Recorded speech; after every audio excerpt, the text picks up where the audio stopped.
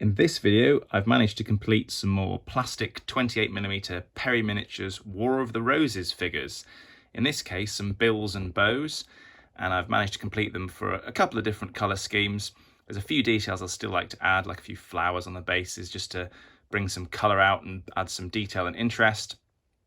But I'll cover the other bits and pieces as I go through the video. Again, these have, like a lot of things, been in the box for a while, and I was suddenly struck by a random butterfly of enthusiasm that just landed and thought, you know what, I'm going to try and finish some of these off. I painted a handful, about halfway, I think.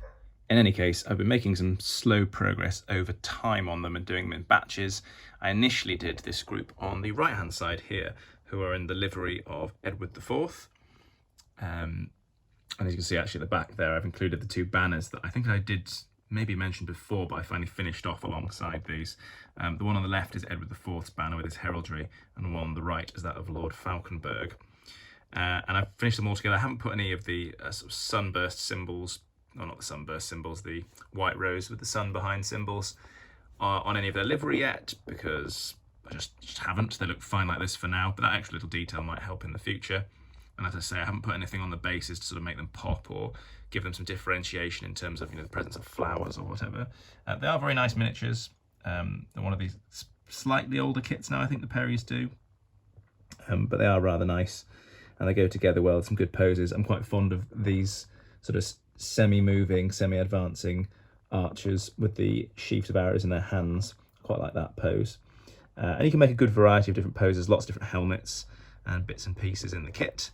And then you've got some guys who I'm always tempted to call halberdiers, which betrays the fact that Warhammer Fantasy is somewhere in the back of my mind from when I was very, very young. But these are, of course, billmen on the end there, and they're all in it with the Force livery. And yeah, I haven't gone to town on them.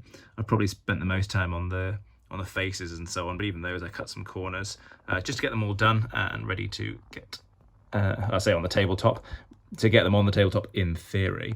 So that's Edward IV's, and then on the left-hand side here in the red, for those that are sort of aware of their War of the Roses history, these are very much Warwick the Kingmaker's colours, and you can see his banner at the back there, or his small sort of pennant-sized banner at the back. What I haven't done is I will almost certainly on the sort of left breast of some of the various tunics and tabards and so on, put his sigil on there as well, because I think that'll actually break them up, and again just gives a little bit of colour interest, just adds something to the miniatures. And you've got some billmen at the back there as well, as you did with the Edward IV contingent, in various types of protective clothing and armour pieces and so on. And then you've got the archers at the front here as well, and all the different bits and pieces. Again, something about this, the dynamism of this pose, holding the bow low and having arrows in hand, is quite pleasing. But anyway, yeah, it's taken me a few sessions to get through those. And once I got through the first batch of Edward IV's figures, things went a bit more smoothly. Like every period, when you come to it for the first time, it takes longer. With the first batch you paint on the first group of figures or figure, it takes longer just as you get used to it. The colour tones, make some mistakes, refine some things, and then it gets quicker. And so they did get faster and faster to paint, and it's quite pleasing to have them all done now. I think I have a handful left to do of both bill and bow, and those will go in Lord Falkenberg's colours, so blue and white. And then apart from that, what I've got is about a dozen mounted knights and men-at-arms, and also the light cavalry as well. But that's a significantly big project only because it involves horses, which, like a few people, are not my favourite subjects to paint all the time.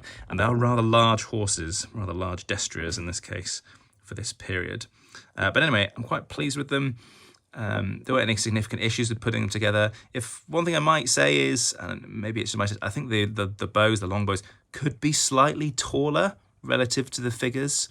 They seem a little bit short somehow, but it's not the end of the world. It's still a reasonable proportion. And as I say, yeah, very pleased with them. So just a few details to finish on them, but otherwise happy, and I would happily put them in the box or use them like this anyway. And you know what? My mind might wander off onto something else in the meantime, which, if you've seen the other video I've just recently uploaded, I got sidetracked by finishing some American War of Independence riflemen. And actually, following those, I'll probably finally do some American War of Independence militia, which I've put off for a long time only because the variation in their uniform and clothing means it's a bit more time consuming and a faff than if they're wearing uniform, indeed, colours.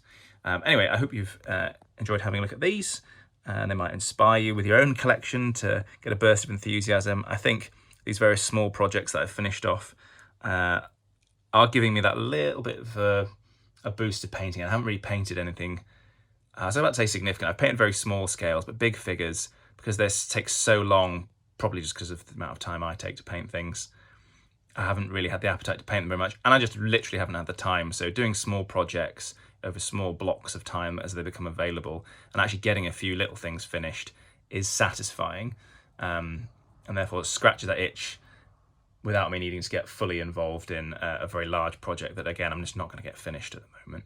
Anyway, I'll see you in the next video, and I hope you enjoy your hobbying.